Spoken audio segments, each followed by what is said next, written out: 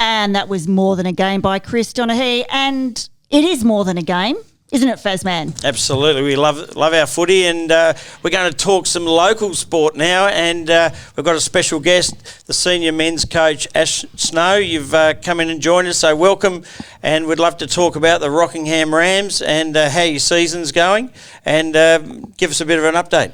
Yeah, thanks, guys. Obviously, a little bit of a slow start, to be fair. We've played 3 away games so far and unfortunately dropped them all. And again, this year was supposed to be the second year of a rebuild, but we've had to reset our goals, and we're probably back in that rebuild phase. And we've got a very keen supporter next to us. Nick, you love going down and watching the Rams. Yes, it's a great atmosphere, great family atmosphere as well. Get a good crowd there, and got a great bar, great food. And I've only been in Rockingham 3 years, so I've spent my third year here. First 2 years I've popped down and seen some good footy there. The standard's been quite good. So, first home game this week, Ash. What's the focus and what sort of players have you got for this week? Is there any they're going to debut that you can mention to us, or is team being announced later today? Yeah, so this week is the Gary Holland Cup, so that's traditional game, or first game of the season that we play Pinjarra. Last year it was down there, so it's always a big one for the club. Michael Holland, he's the ex-president now. His father was Gary Holland, so it's held pretty close in the club. So we always like to put up a good performance. As far as the team this week, we're a little bit short on ruck stocks. We've our number one ruckman, Josh Richards. He unfortunately did a MCL 2 weeks ago, so he's probably out for the next 4 to 6, ideally.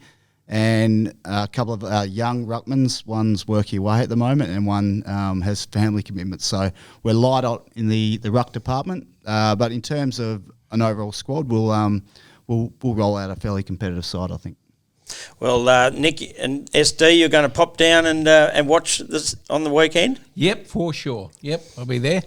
Yeah, definitely. And I've already given the canteen ladies a heads up that I want to feed. The hot dog's apparently pretty good down there, Ash. Do you recommend them? Oh, I believe so. It's too busy coaching. Not a huge hot dog fan, more of a chicken salad roll guy. We're a little bit different here as I pat my belly. And your reserves have had a lot of success over the last few years. How are they tracking along? They have. Under Damien Mollison, I think he's in his 8th year now. So 10 players, and over the last couple of years I've seen them, I think Lee Coleman? We had a full foot. He was an exceptional player. Obviously, he's didn't play last year for us. He moved on. So how hard is it with other teams in the comp? Is there money going around for other teams that take away our players, or is that a fair summation? It is. There is a salary cap. We stick by it stringently. We're probably one of the lesser paying clubs in the PL League. But this year's been a little bit different in terms of the draw of players to other clubs. So Baldivis have just opened their new facility out there, which is state of the art, and I haven't been out there yet, but by all reports it's pretty impressive. And they're sort of aiming, their aspirations are quite high. So a few of our players were lured over there, which was personally disappointing, but they're their own people and make their own decisions. So we wish them well when they go, but to have the calibre of players that we did go over there was a little bit disappointing. And then you've got the draw of the Southwest League as well. So we've had our captain from last year, Andrew Walsh. He finished runner-up in the association, fairest and best as well. He's down at Harvey Brunswick. And his brother, Brad, who is an ex-Carlton player, he's obviously without Andrew there, he's taken the opportunity to travel with a couple of other guys. So Fraser Miller, who's a 4-time club best and fairest, has also left. So ideally, they'll be back next year. I'll put an optimistic stance, I suppose, and I'll certainly be making that contact with them and having that conversation as this end sort of carries on.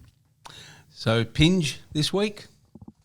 Yeah, we got Pinjarra this week. They obviously last year's premiers. A good side. I've got a bit of history with Pinjarra. I taught out there for 8 or 9 years and sort of was in charge of their PFA. So a lot of the players that I taught over the journey are now playing senior football there. So I know them quite well. They're a really strong local team. They seem to keep their talent in the one place, and when they do go off and do other things, whether it's Peel Thunder or East Fremantle or whatever waffle clubs they go to, they generally find their way back to Pinjarra. So they've got a really good sort of town culture, I think. So they're always strong. They've got some really good midfields. Rowan Kerrs, he's one of the sort of premier players in the competition, who's always hard to match up against, and their forwards are pretty potent as well. So it's a bit for us to work with, but like I said, we'll be in there having a crack.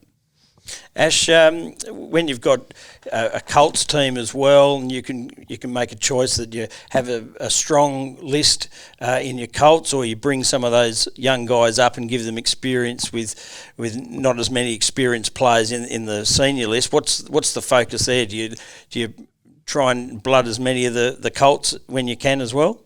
Yeah, that's an interesting one. At the moment, where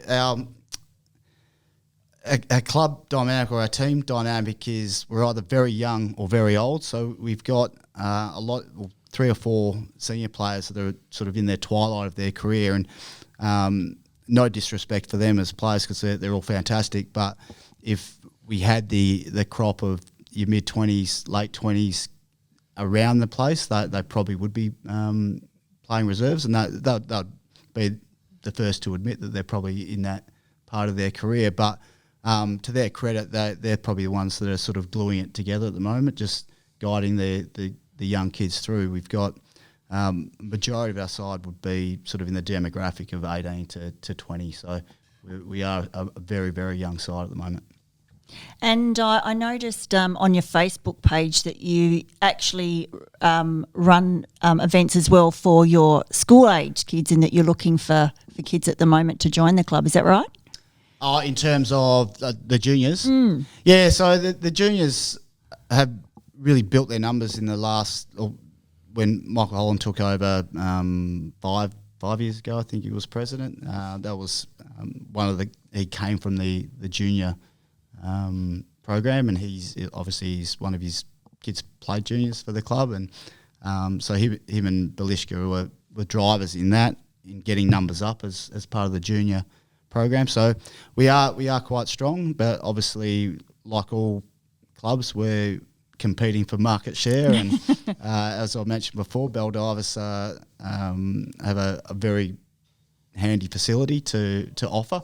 And they've got the carrot, don't they, at the moment? Yeah, they do at the moment. And with population spread and things like that, there's population corridors where there's a lot more youth. So Baldivis is one of those. Secret Harbour, North Mandurah at the moment is a significant growth area as well for juniors. So we're in an older area, I guess, where Anniversary Park is located. So, yeah, we're always sort of trying to promote our junior program. Yeah, well, I'm excited to get down over the weekend, guys, and check out the home game. And what time are you popping down there, Nick? Faz, I'm just wondering what time you're going to start shouting.